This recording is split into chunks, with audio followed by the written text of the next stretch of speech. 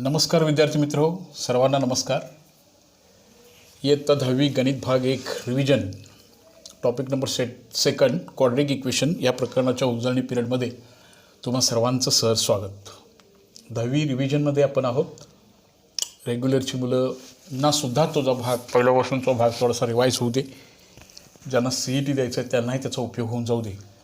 अशा रीतीनं थोडंसं आपण पुढे न जाता थोडंसं रिव्हिजन आपण बघतोय. Topic number second quadratic equation वर्गसमीकरणे ह्या लेसनमध्ये आपण पहिल्यापासून वर्गसमीकरणाची ओळख काय, वर्गसमीकरणाचं स्टँडर्ड रूप कसं असतं, x वर्ग अधिक bx plus c is equal to 0 quadratic इक्वेशनचं स्वरूप. त्यानंतर वर्गसमीकरणाची सर्वोत्तम कोटी 2 असते, सर्वात मोठा घातांक 2, त्याला वर्गसमीकरण म्हणायचं. त्यानंतर 21च्या किमती काढायच्या. त्यानंतर एखादी संख्या त्या समीकरणाचं मूळ आहे किंवा नाही ते कसं ठरवायचं याचा भाग होता आपण. यानंतर ह्या वर्गसमीकरणांना सोडवण्यासाठी आपण काही पद्धती शिकल्या, ज्या त्यातली एक अवयव पद्धत तुम्हाला 8वीपासून माहिती असणारी अवयव पद्धत होती. अवयव पद्धती ज्या ठिकाणी कमी पडायला लागते त्या ठिकाणी पूर्ण वर्ग पद्धती, एखाद्या संख्येचे अवयव पडत नाहीत तेव्हा आपण अवयव असे तोंडी पडणार नाहीत तेव्हा आपण अशा अपूर्णांकाची म्हणजे पूर्ण वर्ग पद शोधत होतो आणि मग आपण पूर्ण वर्ग पद्धतीनं शोधत होतो. त्यानंतर एक चांगला की सूत्रपद्धती ही आपण शिकली. त्या सूत्रपद्धतीमध्ये पुन्हा आपल्याला विवेचकाच्या किमतीवरनं ह्याचं स्वरूप, मुळांचं स्वरूप कसं असायला पाहिजे, कधी ते वास्तव आणि समान, वास्तव आणि असमान, कधी त्या अवास्तव संख्या असतील ती डेल्टाची किंमत कशी ठरवायची, विवेचक कसा काढायचा, हा एक भाग होता. त्यानंतर जेव्हा ह्याला आपण अल्फा आणि बीटा अशी दोन मुळं म्हणलो, त्यानंतर x वर्ग वजा alpha plus beta into bracket x into alpha beta, ह्या मुळांच्यावरनं वर्गसमीकरण कसं तयार करायचं असा एक भाग आपण होता.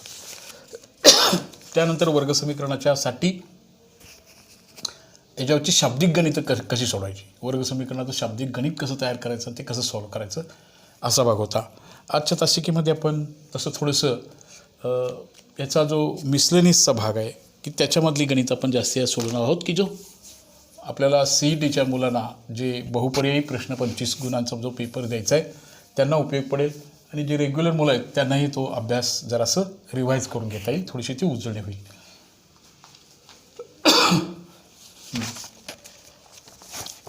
तर काही प्रश्न अशा प्रकारचे प्रश्न बोर्ड परीक्षेमध्ये सुद्धा पुन्हा येत्याला दिसत आहेत, आणि त्या खालीलपैकी कोणते वर्गसमीकरण आहे ते ओळखा. क्वेश्चन नंबर 1, खालीलपैकी कोणतं समीकरण, तुमच्याकडे बुक असेल त्या बुकमध्ये तो पेपर दिलेले बघा, हे वर्गसमीकरणाची ओळख करत असताना ह्याला वर्गसमीकरण म्हणायचं का, जरी इथं हे x² आहे पण तरी ह्याला वर्गसमीकरण म्हणायचं का, हा एक भाग आहे.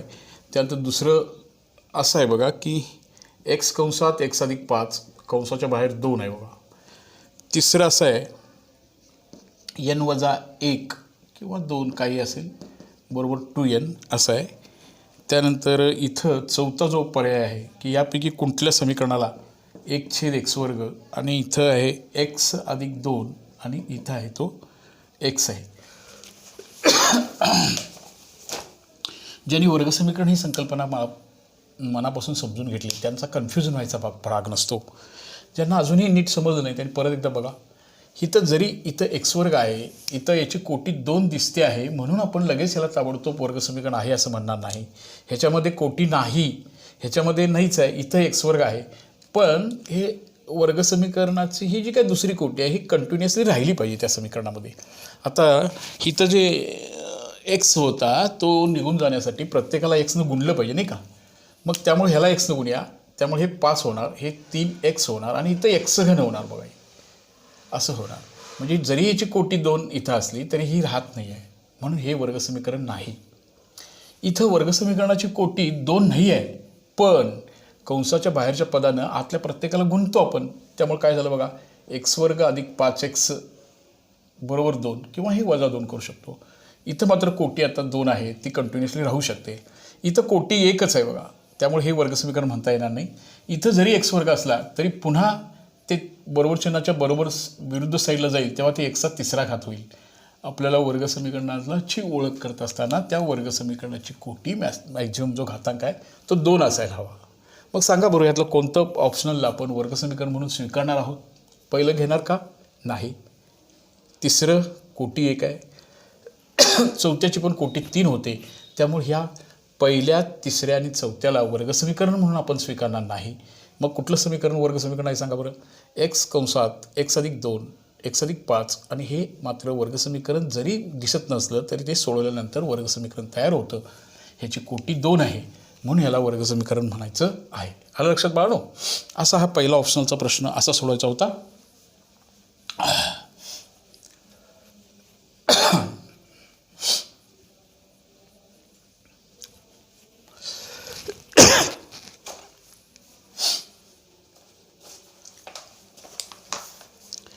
पुढीलपैकी कोणते वर्ग समीकरण नाही? पुन्हा प्रश्न आहे बघा असाच. पुढीलपैकी कोणते वर्ग समीकरण नाही? खालीलपैकी कोणते वर्ग समीकरण आहे असं होतं. आता कोणतं नाही असं म्हणले बघा. बघूया. एकच समीकरण नसणार आहे, बाकी सगळे असणार आहेत. बघूया पहिला ऑप्शनल बघा कसा आहे. x² अधिक 4x बरोबर 11 अधिक x². बी ऑप्शनल असा आहे x² बरोबर 4x. तिसरा सी ऑप्शनल असा आहे 5x² बरोबर 90. डी ऑप्शनल आहे 2x² वजा x² बरोबर x² अधिक 5. इथं याचा जरासा विचार करूया. ह्यापैकी 4पैकी 3 वर्ग समीकरण आहेत आणि एक मात्र वर्ग समीकरण नाही आहे. त्याला आपल्याला निवडायचं आहे. चलाची कोटी 2 वर्ग समीकरण आहे. चलाची कोटी 2 वर्ग समीकरण आहे. ह्याचा जरासा विचार करूया. इथं पण 2 आहे, इथं पण 2 आहे. पण ही सगळी ना आपण ह्या x² कडे नेतो बघा. x² जवळ हा अधिक झाला वजा 2x² झालं आणि त्याच्यानंतर x² वजा x हा जो आहे ना हा 2x आहे. हा 2x² नाही आहे, 2x आहे हा. त्यामुळे हा 2x होईल आणि त्याच्यानंतर हा इथं जो बघा बरं हा याच्याजवळ गेला आणि हा अधिक 5 राहिला. बघा हे दोन्ही मी बरोबर चिन्हाच्या पलीकडे नेले. हा वजा x² अधिक x² झाला. हा अधिक 2x वजा 2x झाले आणि त्यामुळे हे समीकरण असं बनलं बघा. 2x² वजा 2x अधिक 5 बरोबर 0. याच्यामध्ये हे वजा x² तिकडे गेलं अधिक झालं. चलाची कोटी 2 आहे की नाही सांगा? आहे. मग तिसरं हे चौथंसुद्धा वर्ग समीकरण आहे. आता नसणार आहे हे. बघूया तर का नाही. हे सगळे एका बाजूला आणूया. x² त्याच्याजवळ वजा x² अधिक 4x वजा 11 बरोबर 0. बघा हा अधिक x² हे दोन्ही कॅन्सल झालं. हे राहिलं बघा 4x वजा 11 ह्याची कोटी 1 आली आणि म्हणून याला आपण वर्ग समीकरण म्हणून घेणार नाही. ह्यातलं जे पहिलं समीकरण आहे हे दोन्ही बाजूचं x² कॅन्सल होतं. इथं मात्र वजा आणि अधिक होतं त्यामुळे ते कॅन्सल नाही झालं. लक्षात आलं का? बघा हा वजा अधिक झाला आणि त्यामुळे ते 2x झालं. कॅन्सल कधी होतं बघा? बरोबर चिन्हाच्या पलीकडे जर सारखं चिन्ह असेल ना तेव्हा ते कॅन्सल होणार. विरुद्ध चिन्ह असेल तर ते ॲडिशन होणार आहे.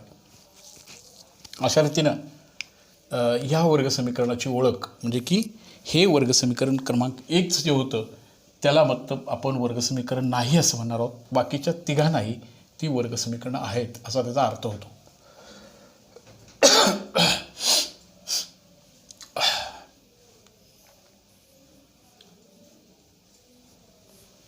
चला तर मग पुढे जाऊया.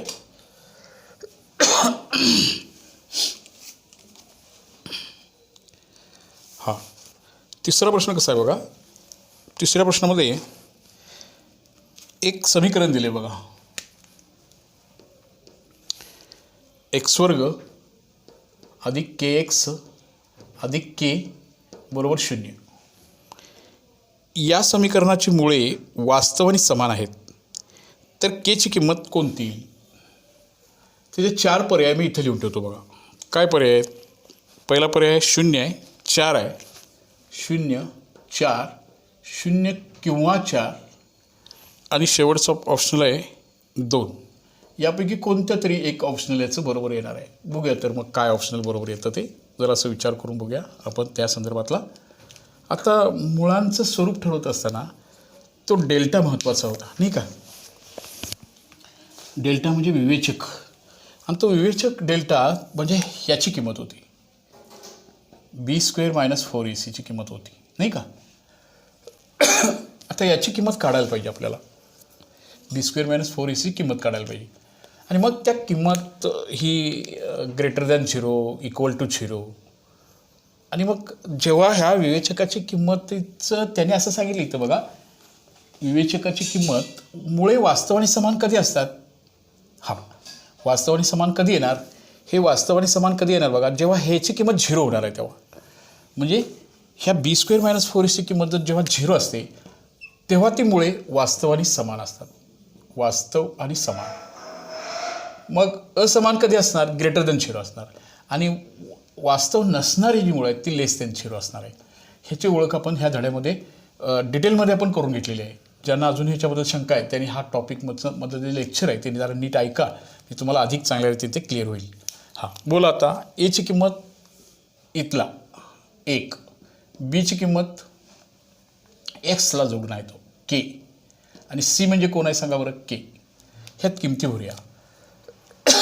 b² म्हणजे कोणाचा वर्ग येणार बाळांनो, केचा वर्ग वजा 4, 1 आणि सी म्हणजे के आहे बघा. हां, काय झालं रे बाळांनो आता पुढं, k² वजा 4k इज इक्वल टू 0. यातून केला कॉमन काढूया, कंसात राहणार k वजा 4 बरोबर 0. केच्या 2 किमती आल्या, k बरोबर 0 और k इज इक्वल टू 4. ह्यातलं पर्याय क्रमांक 3 0 और 4 हे आपलं ह्या प्रश्नाचं उत्तर येणार. हा प्रश्न नीटपणे समजण्यासाठी अजून एक गोष्ट तुम्हाला नीट कळायला पाहिजे, ती म्हणजे मुळं वास्तव आणि समान केव्हा असतात. या समीकरणामध्ये जेव्हा जो विवेचक आहे, जो त्या मुळांचं स्वरूप ठरवणारा एक निर्णायक घटक आहे, तो आहे b² - 4ac आणि जेव्हा त्याची किंमत 0 असते तेव्हा त्याची मुळे ही वास्तव आणि समान असतात. हे आपण ह्या धड्यामध्ये पूर्ण त्याच्यावरची काही गणिताचा सराव आपण केला आहे. तुम्ही ते परत एकदा बघू शकता किंवा ते लक्षात घ्या की हे b² - 4ac किंमत आहे ते अशी काढायची. हा लक्षात बाळगून सगळ्यांच्या. चला पुढे जाऊया मग.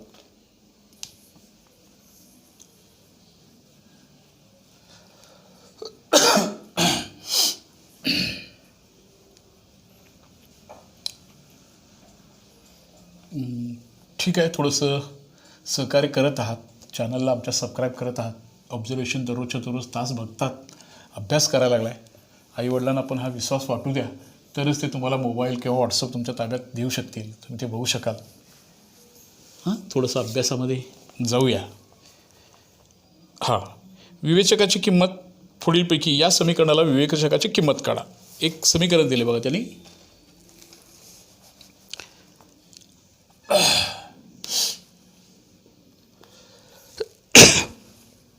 वर्गमुळात 2x² वजा 5x अधिक वर्गमुळात 2 बरोबर 0. या समीकरणासाठी विवेचक तो डिस्क्रिमिनंट जो आहे त्या डेल्टाची किंमत किती येईल असा प्रश्न आहे. या समीकरणाला डेल्टाची किंमत किती येईल बघूया. तर मग डेल्टाची किंमत काढायची आहे. त्याच्यापैकी तिथंही 4 ऑप्शनल त्यांनी दिलेत बघा. काय काय आहेत, वजा 5 एक आहे, 17 एक आहे, त्यानंतर वर्गमुळात 2 आहे, त्यानंतर असं काहीतरी आहे बघा, 2 वर्गमुळात 2 वजा 5 असं काहीतरी दिले. आपण याची किंमत विवेचकाची किंमत काढून बघूया, तपासून बघूया. अशी तोंडी नाही सांगता येणार, ती विवेचक आपल्याला काढायला पाहिजे. हा विवेचक हा डेल्टा b² - 4ac माहीत आहे तुम्हाला. बी म्हणजे कोणाला घ्यायचं, coefficient of x is called as b. -5 bracket square 4 a √2 आणि what is value of c इयर बोला. सीची किंमत √2 वजा 5चा वर्ग 25 वजा ह्याचा गुणाकार बघा 4 × 2 बरोबर ना. वर्गमुळात 2 गुणिले वर्गमुळात 2 म्हणजे वर्गमुळात 2चा वर्ग झाला. त्याचं उत्तर आलं 2. 2 म्हणजे वर्गमुळात 2 गुणिले वर्गमुळात 2 आहे. 25मधनं 8 आता वजा होतील. किती राहील बघा बाळांनो. 25मधनं 8 गेले. बोला. हां 17. आपल्याला हा ऑप्शनल निवडावा लागेल. परत आणखीन एकदा बघा. हा जो विवेचक आहे, विवेचकाची किंमत म्हणजे delta. Delta is equal to B square minus 4ac. B square -5 square 4 into first into second. आणि असं करून आपल्याला त्याचं उत्तर मिळणार आहे. हा लक्षात बाळगणं सगळ्यांच्या. हॅपीली राहा. तुम्ही ABCच्या किमती अगोदर चूज करा, त्यानंतर डेल्टाची व्हॅल्यू कसं मिळवायची ते मिळूया ना आपण. Okay okay.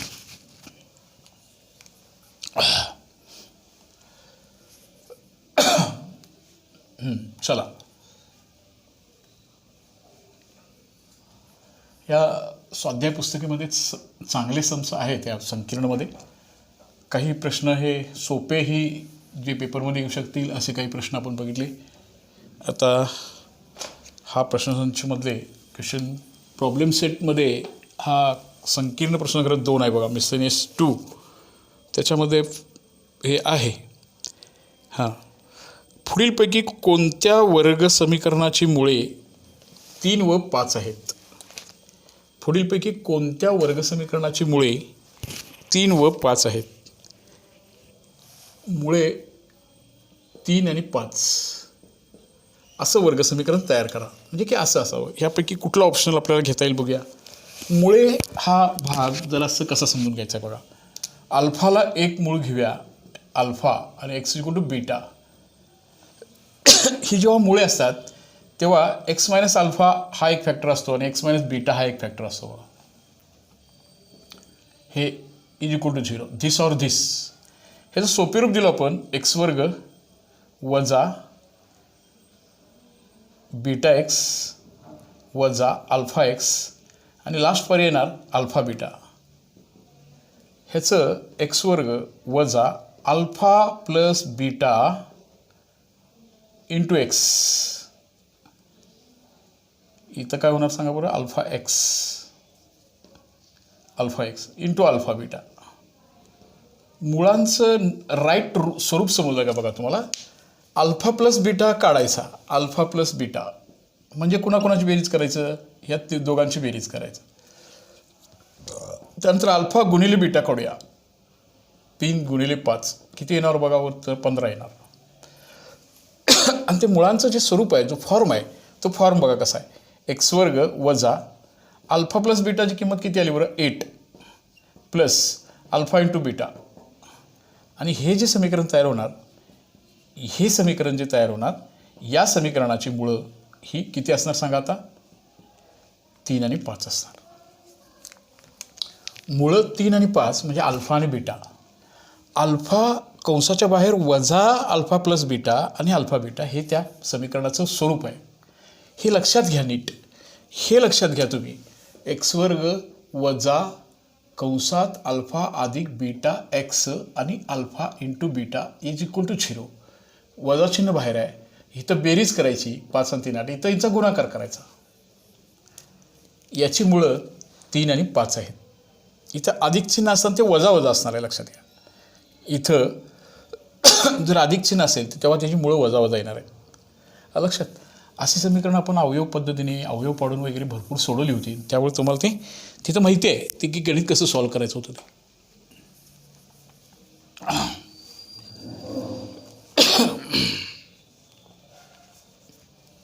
ओके.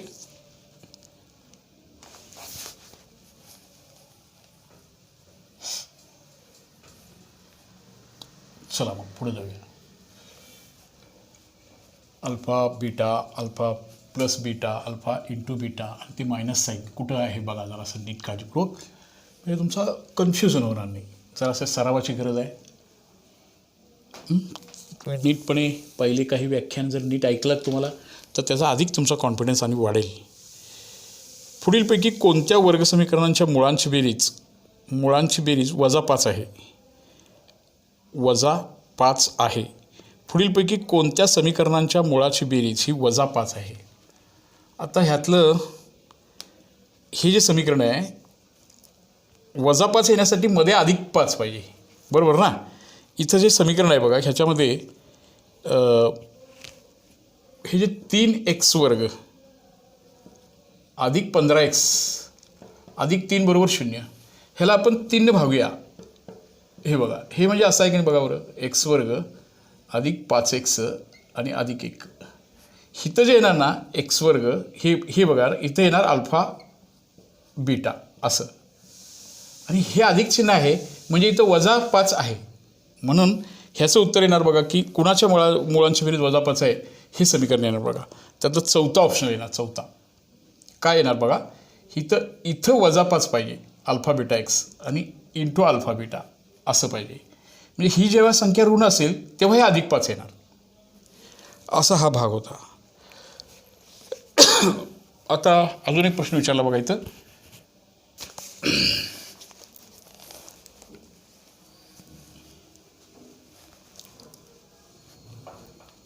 अजून एक प्रश्न असा आहे इथला,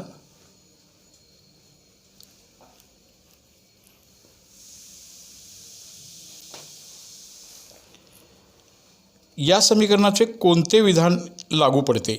कोणत्या समीकरणासाठी? वर्गमुळात 5m² वजा वर्गमुळात 5m अधिक वर्गमुळात 5 बरोबर 0. या समीकरणाला पुढीलपैकी कोणते विधान लागू पडते? बघा कसं आहे, वर्गमुळात 5m² वर्गमुळात 5m अधिक वर्गमुळात 5 यापैकी मुळे वास्तव आणि असमान, मुळे वास्तव आणि समान, वास्तव संख्या नाहीत आणि तीन मुळे आहेत. या समीकरणाला कोणतं विधान लागू पडतं असा होता.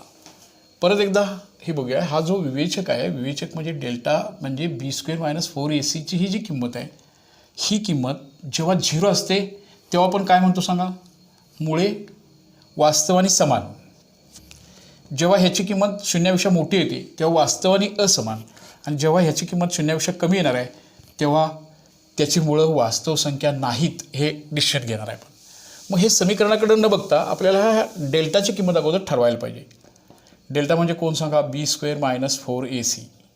आता बी कोण सांगा बरं? बी म्हणजे कोएफिशियंट हा ax² अधिक bx + c. बी म्हणजे ह्या एक्सचा सहगुणक म्हणजे आता एमचा सहगुणक. वर्गमुळात 5चा वर्ग वजा 4. ए म्हणजे हे बघा, वर्गाचा कोएफिशियंट, वर्गराशीचा सहगुणक, ते येणार वर्गमुळात 5. सीची किंमत बघा बाळांनो, सी म्हणजे ही स्थिर संख्या, वर्गमुळात 5. वर्गमुळात 5चा वर्ग 5 वजा 4 गुणिले वर्गमुळात 5 गुणिले वर्गमुळात 5 सुद्धा 5. 5 वजा 4 × 5 = 20. उत्तर काय आलं सांगा बरं? -15 आलं. आता वर्गमुळाच्या आतली संख्या -15 येणं ही संख्या वास्तव संख्या नाही. बघा, 25चं वर्गमूळ आहे अधिक किंवा -5. -25चं वर्गमूळ, -25चं वर्गमूळ नाही सांगता येणार. 25चं वर्गमूळ आहे अधिक किंवा -5. मग -25चं वर्गमूळ -5 नाही आहे, ती इमॅजिनरी नंबर येणार आहे. तो तुम्ही 11वी 12वीमध्ये शिकणार आहात. आता असं आहे 10वीच्या अभ्यासक्रमापर्यंत की ही वास्तव संख्या नाहीत एवढं उत्तर आपल्याला स्वीकारावं लागेल. याच्यासाठी डेल्टा << 0, डेल्टाची किंमत ही 0पेक्षा कमी येते आणि म्हणून इथं जी मुळं आहेत ही मुळं वास्तव संख्या नाहीत असं आपल्याला उत्तर याचं घ्यावं लागेल. या समीकरणाची मुळं ही वास्तव संख्या नाहीत असं आपल्याला सॉल्व करावं लागेल. अजून एक प्रश्न बघूया.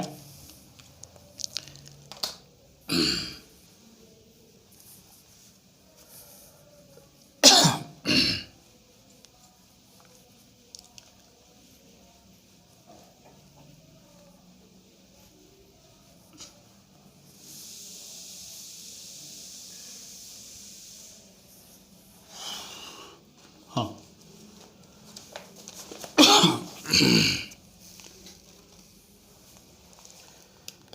या समीकरणाचे एक मूळ 2 आहे. x² अधिक mx - 5 इज इक्वल टू 0. या समीकरणाचे एक मूळ आहे 2. तर यमची किंमत काढा. एक मूळ आहे 2. याचा अर्थ इथं एक्ससाठी यमची किंमत आहे किती आहे सांगा बरं, 2 आहे. आता हे एक्स बरोबर 2 घेऊन याच्यामध्ये घेऊन बघूया. या ठिकाणी हे मूळ आहे म्हणजे याचं समाधान होतं या किमतीला, म्हणजे याची LHS RHS दोन्ही इक्वल येतात. ह्या 0 आहे ना, 0 येतं. 2चा वर्ग अधिक यम माहिती नाही, तो 2 वजा 5 बरोबर 0. 2चा वर्ग 4 अधिक 2m वजा 5 बरोबर 0. 2m हे अधिक 4 आणि हे वजा 5. अधिक वजाची वजाबाकी करूया आणि मोठ्या संख्येचं चिन्ह देऊया. वजा 1 बरोबर 0. काय झालं बघा आता, 2m वजा 1 बरोबर 0. आपल्याला यमची किंमत काढायची आहे. त्यासाठी काय होणार बाळांनो, पुढं यमची किंमत तर काढायची आहे. 2m बरोबर काय होणार बघा, 1m बरोबर 1/2. हे त्याचं ऑप्शनल आपल्याला घ्यावे लागेल. बघूया, त्याच्यामध्ये 4 ऑप्शनल दिले होते. पहिला ऑप्शनल आहे बघा वजा 2, दुसरा ऑप्शनल आहे वजा 1/2, अधिक 1/2 आणि 2. कुठला ऑप्शनल घेणार आपण आता, अधिक 1/2. पुन्हा अजून एक वेळ बघा कसं सॉल्व करायचं होतं. बघा, हे x वर्ग अधिक mx वजा 5 बरोबर 0. ह्याचं एक मूळ आहे 2, म्हणजे xची किंमत 2 घेतली. 2चा वर्ग m कंसात 2, 2चा वर्ग 4, 2m वजा 5 अधिक 4 वजा 5, याचं उत्तर वजा 1 आलं. 2m वजा 1 बरोबर 0, 2m बरोबर 1, 1m बरोबर 1/2. ह्याचं उत्तर आहे अधिक 1/2. ही किंमत ह्या असणाऱ्या त्या चलाची किंमत असणार आहे. म्हणजे यम ह्या राशीची किंमत काढायला सांगितली होती. अशा प्रकारचे एक प्रश्न आपल्याला परीक्षेमध्ये सुद्धा ह्या मूळ असताना सोडवा असा होता. आता प्रश्नसंग्रहामध्ये पुढीलपैकी कोणती वर्गसमीकरणं आहेत हे एक ओळखायचं आहे. चलाचा घातांक का ते कारण सांगा. क्वेश्चन नंबर 2 पण तुम्ही सोडवू शकाल. पहिला जर असं बघूया का, बघा बरं, प्रश्न दुसरा एक पूर्ण करूया वाटल्यास. तुम्हाला प्रश्नसंचमधले प्रश्न जे सोडवायचा आहे तुम्हाला, त्याच्यातला प्रश्न दुसराही थोडासा बघूया. हे खालीलपैकी कोणते वर्गसमीकरण आहेत ते ओळखा. सोपे प्रश्न आहेत अगदी, ऑब्जेक्टिव्हमध्ये पण येऊ शकतील. m वर्ग अधिक 2m अधिक 11 बरोबर 0. वर्गसमीकरण आहे की नाही सांगा. आहे, कारण याची कोटी किती आहे सांगा बरं, 2 आहे. इथं बघूया आता x वर्ग वजा 2x अधिक 5 बरोबर x वर्ग. आता बघितलं तुम्हाला असं वाटतं की हे वर्गसमीकरण आहे, पण दुर्दैवानं हे वर्गसमीकरण नाही आहे बाळांनो. बघा बरं, इथं कोटी 2 आहे, इथं कोटी 2 आहे, पण ही 2 कोटी काय आहे, खोटी आहे.